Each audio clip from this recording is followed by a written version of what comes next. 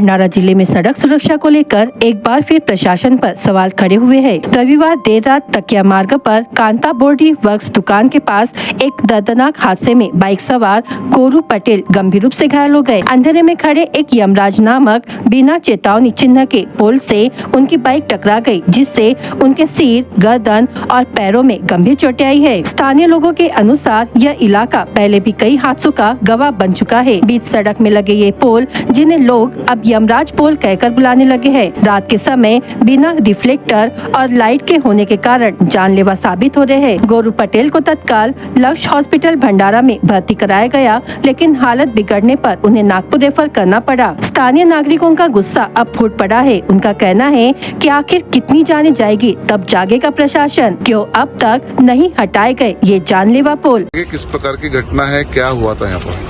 यहाँ से गोरू पटेल नागपुर रोड से आ रहे थे अपने घर जाने के लिए। तो ये जो रोड बना है, बीएनसी ने रोड बनाई है, यहाँ के ये जो पोल है, अंधेरा होने के कारण ये पोल से टकराया। पोल से टकराने के बाद वो सीरियस हो गए, डॉक्टर वैद्य के यहाँ ले गए। उनकी हड्डियाँ फ्रैक्चर है, माथे पे भी मार है उनके पीछे में, बैक साइड में, और पैर की हड्डी भी फ्रैक्चर हो गई है। सबसे बड़ी बात तो ये है कि बिगर इलेक्ट्रिक पोल शिफ्टिंग करे, बिगर ठेकेदार को परमिशन बीएनसी ने कैसे दी रोड बनाने की, और ये रोड कैसे बन गया, इसकी गहन जांच करके एमएसी ठेकेदार पे और बीएनसी के इंजीनियर पे गुना दाखिल किया जाए, क्योंकि बिगर पोल शिफ्टिंग का रोड ही नहीं बनता। पहले रोड बन गया और पोल यहीं के यहीं खड़े हुए, लाइट बंद है, पोल नहीं है, बहुत से और एक नहीं है, 2500 पोल है गिनोगे तो आप। और ये वेस्ट इलाका है, यहाँ पे बड़े ट्रक चलते हैं, कारें चलती है।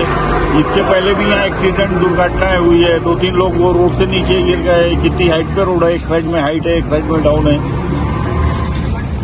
और पूरा ये ठेकेदार और बीएनसी के इंजीनियर पे गुना दाखिल करके इसकी गहन जांच की जाए। लोगों ने पीडब्ल्यूडी विभाग और संबंधित ठेकेदार पर लापरवाही का आरोप लगाते हुए उनके खिलाफ आपराधिक मामला दर्ज करने की मांग की है। नागरिकों की मांग है कि इन खतरनाक पोलों को तुरंत हटाया जाए और भविष्य में सड़क निर्माण के दौरान सुरक्षा मानकों का पालन अनिवार्य किया जाए। इस हादसे ने पूरे शहर को झकझोर कर रख दिया है। सोशल मीडिया पर भी अब यह मुद्दा तेजी से वायरल हो रहा है। लोग सवाल कर रहे हैं कि क्या किसी की मौत के बाद ही प्रशासन कार्रवाई करेगा। फिलहाल गोरू पटेल की हालत नाजुक बनी हुई है और शहर वासियों की निगाहें प्रशासन की अगली कार्रवाई पर टिकी हुई है।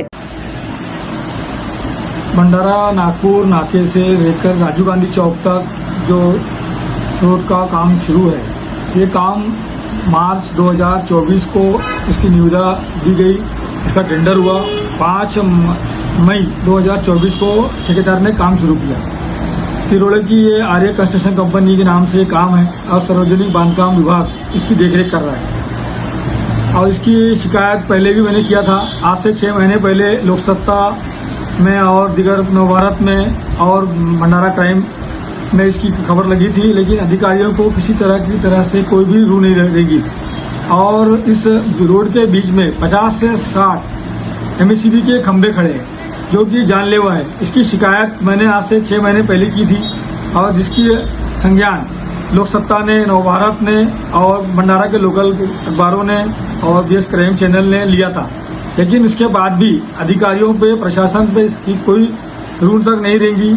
और उसी बीच में जो ये रोड के बीच में जो खंभे लगे हुए है, इसका 5 जून 2024 से 30 दिसंबर 2024 तक इसको निकालने का अंदाज पत्र दिया गया था। लेकिन आज आने उसके अंदाज पत्र के बाद भी पूरा 1 साल हो गया है। बीच में खंभे खड़े हुए, दिन ब दिन घटनाएं बढ़ते जा रही है और प्रशासन सोया हुआ है। मेरी ये मांग है कि इस आर्य कंस्ट्रक्शन कंपनी, सार्वजनिक बांधकाम विभाग और एमएससीबी तीनों के खिलाफ में एफआईआर किया जाए। अभी हाल ही में इसके पहले अतुल यशवंत कोरे, इनके ये अपघातग्रस्त हुए। और कल जो घटना है, कल की 15 जून 2025 को भंडारा के एक व्यवसायी जो कि सीमेंट पोल से टकराकर गंभीर रूप से जख्मी हो गए।